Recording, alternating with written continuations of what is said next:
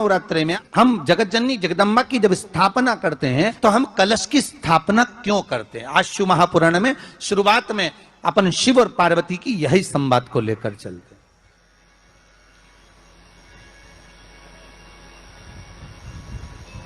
आखिर कलश में ऐसा क्या है,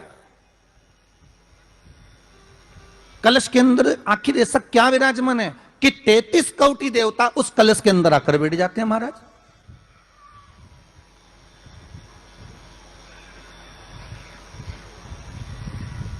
आप कोई यज्ञ करने जा रहे हो, आप कोई पोथी पुराण करने जा रहे हो, आप कोई अच्छा कार्य करने जा रहे हो तो ब्राह्मण देवता कह देते कलश की स्थापना होगी, कलश की शोभा यात्रा निकलेगी, कलश यात्रा निकलेगी, कलश विराजमान होगा। उस कुंभ की उस घड़े की महत्वता कहां से प्रकट हो गई। शिव महापुराण की कथा कहती है महाराज, भगवान औघड़दानी शंकर स्वयं आद्य शक्ति जगदम्बा से कहते हैं कि जगदम्बा तू क्या चाहती है बोल। तो जगत जननी जगदम्बा कहती है कि जहां मैं हूं वहां शंकर है। ये आपने कह दिया, पर जहां शंकर है वहां पार्वती का होना जरूरी है। उसके लिए सिद्ध करने के लिए एक स्थान ऐसा बनाया जाए जहां पर शंकर विराजमान है और शंकर के साथ पार्वती विराजमान है। तो शिव जी ने कहा पार्वती उसके लिए मैं तुझे एक सुंदर कलश का निर्माण कर देता हूं। बहुत ध्यान देना महाराज, कलश का जो मुख होता है उस मुख पर भगवान विष्णु का स्थान होता है। किसका स्थान है? भगवान विष्णु का। थोड़ा सा नीचे आओगे, जहां से कलश का मुख दबा हुआ होता है वह जगह भगवान स्वयं शिव की होती है। किसकी जगह है? भगवान शंकर की। कलश का अग्रभाग, नीचे का भाग जहां से फैला हुआ होता है वहां ब्रह्मा का आधिपत्य स्थापित होता है। फिर कलश का जो नीचे का भाग होता है वो भगवान शिव और शक्ति का स्थान होता है। कलश के बाहरी भाग में, जहां पर बाहर का हिस्सा होता है, उस कलश के बाहरी भाग में 33 कोटि देवताओं को भगवान शंकर ने लाकर विराजमान किया होता है। महाराज, भगवान शंकर 33 कोटि देवताओं को निमंत्रण देकर उस कलश में विराजमान कर दिया। कितना सुंदर लिखा है देवी भागवत के अंदर कि जहां कलश की स्थापना होती है उस जगह पर किसी देवताओं को बुलाने की जरूरत नहीं होती। 33 कोटि देवता उस जगह पर स्वतः विराजमान हो जाते हैं। स्वयं 33 कोटि देवता स्वयं वहां विराजमान। अब देखिए, कई लोग कहते हैं प्रश्न करने वाले पीछे नहीं हटते महाराज, बहुत प्रश्न करते हैं और प्रश्न कर कर पूछते हैं गुरुजी ये कलश के ऊपर आम के पत्ते क्यों लगते हैं? उसका उत्तर है, ध्यान दीजिए, प्रश्न बहुत है तो उसके उत्तर भी बहुत है, बस उसको समझने वाला चाहिए।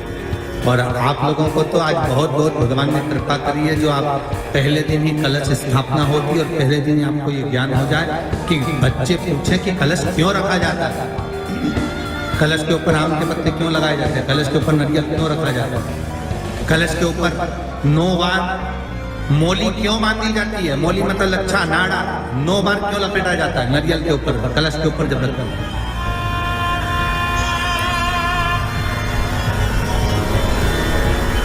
कलश के ऊपर जब जब श्रीफल रखाता है, नारियल रखाता है, तो उस पर 5 बार 7 बार मोली नहीं लपेटी जाएगी, तो 9 बार लपेटी जाएगी। 5 या 7 बार लपेटते हैं तो कहते हैं कि लक्ष्मी की छिन्नता होती है, और वो 9 बार लपेटी जाती है तो भरपूर लक्ष्मी का भंडार हो। भगवान बोले अब आप आई हो रति, ठीक है, मैंने कहा हम वर प्रदान करते हैं रति। जहां शिव और शक्ति है, जहां 33 कोटि देवता इस कलश के अंदर विराजमान होंगे, उस जगह पर स्वयं कंठ पर जहां पर मेरा निवास होगा, उस जगह पर ये आम के पल्लव अमृत के तुल्य माने जाएंगे और इनका निवास हमारे ही हाथ में, हमारे ही हस्त कमल में विराजमान, हमारे ही अब आम के पल्लव को बाबा ने विराजमान किया। नारियल कौन, अब उसका भी प्रसंग शिव महापुराण में, स्कंद पुराण में बड़ा सुंदर है। भगवान शंकर और पार्वती विराजमान है कैलाश पर्वत पर। भगवान शिव के मन में बात आई, शंकर भगवान ने माना है कि जिस जगह पर शंकर भगवान ने पार्वती से एक बात कही कि हमारा मन है कि हम दोनों बालकों की परीक्षा लें, और पार्वती जी ने जब भगवान शिव से कहा कि बच्चों की परीक्षा क्यों लें, संतान अपनी है और इनकी परीक्षा हम क्यों लें, किस आप मत करो परीक्षा, मत करो। शिव तो शिव थे, बुला लिया कार्तिकेय को, गणेश जी को बुलाकर कहा, बुलाकर बोले जो पृथ्वी की परिक्रमा पहले कर कर आए वो प्रथम गिनती में पूजा जाए। माता पिता में पृथ्वी, साप तो माता पिता में और सब माता पिता में, इसलिए आपकी लगा ली, सबकी हो गई। शंकर जी खुश हो गए, शंकर जी ने आशीर्वाद दे दिया। अच्छा, तो शंकर भगवान ने तुरंत वर दे दिया, प्रथम गिनती में तुम गिने जाओगे, तथास्तु। पार्वती जी को तो मालूम ही नहीं पड़ा कि कब वर दे दिया, नहीं तो पार्वती जी तो खड़ी हो जाए। अब आ गए कार्तिक, कार्तिक ने आकर कहा दंडवत करता हूं पिता, प्रणाम, हम तुम्हें देवताओं की सेना के सेनापति बनाते हैं। कार्तिकेय की आंख से अश्रु बहे। देवताओं की सेना के सेनापति, क्या मैं प्रथम गिनती में नहीं आऊंगा? नहीं, क्यों? गणेश जी ने प्रथम गिनती में आ गए, गणेश जी ने परिक्रमा कर ली, किसकी करी? हमारी। पिताजी आपने कहा था पृथ्वी की परिक्रमा कर कर जो आएगा प्रथम गिनती में गिना जाएगा, तो पहली परिक्रमा पृथ्वी की तो मैंने करी, फिर गणेश ने नहीं। पार्वती जी उड़ गई, क्या बात है कार्तिकेय? कार्तिकेय ने कहा माँ, पिताजी ने गलत निर्णय दे दिया। क्या गलत निर्णय दिया? गणेश जी को प्रथम गिनती में दे दिया और मैं परिक्रमा कर कर आया। सारी बात मालूम पड़ गई कि गणेश जी ने चूहे पर बैठकर शंकर पार्वती की परिक्रमा करी, ये हुआ वो हुआ, सब मालूम पड़ गया। पार्वती मैया की आंख में से आंसू बहने लगा। पार्वती उठकर खड़ी होकर पार्वती जी ने कहा ये आपने श्रेष्ठ नहीं किया। पार्वती जी बोली मुझे अच्छा नहीं लगा आपने निर्णय जो दिया। क्या चाहती हो पार्वती? क्या आप भी बिना वजह करिए? मुझे एक वर देना पड़ेगा।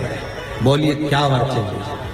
भोलेनाथ मुझे वर ये चाहिए कि आज के बाद आपकी कोई परिक्रमा ही ना हो। मुझे वर दे दो कि शंकर की परिक्रमा कभी नहीं होगी, शिव की परिक्रमा का विधान नहीं होगा। शंकर भगवान ने पार्वती को तथास्तु कह दिया। आज के बाद शंकर के मंदिर में शिवलिंग की कोई परिक्रमा नहीं करेगा। कभी आपने करते हुए देखा किसी? पार्वती जी बोली प्रभु हम एक मेरा निवेदन स्वीकार करेंगे। बोलो क्या बात है? पार्वती जी बोलती आपने गणेश जी को प्रथम पद दिया है तो इस कार्तिकेय को भी प्रथम पद प्रदान करिए। शिव जी बोले ये नहीं हो सकता, क्योंकि प्रथम पद एक ही होता है। प्रथम पद केवल एक होगा और वो एक पद मैंने प्रदान कर दिया। अब मैं दूसरा पद कैसे दे सकता? मैं दूसरा पद कैसे प्रदान कर सकता? मैं दूसरा पद कैसे दे सकता? पार्वती एक काम हो सकता है। बोलिए प्रभु,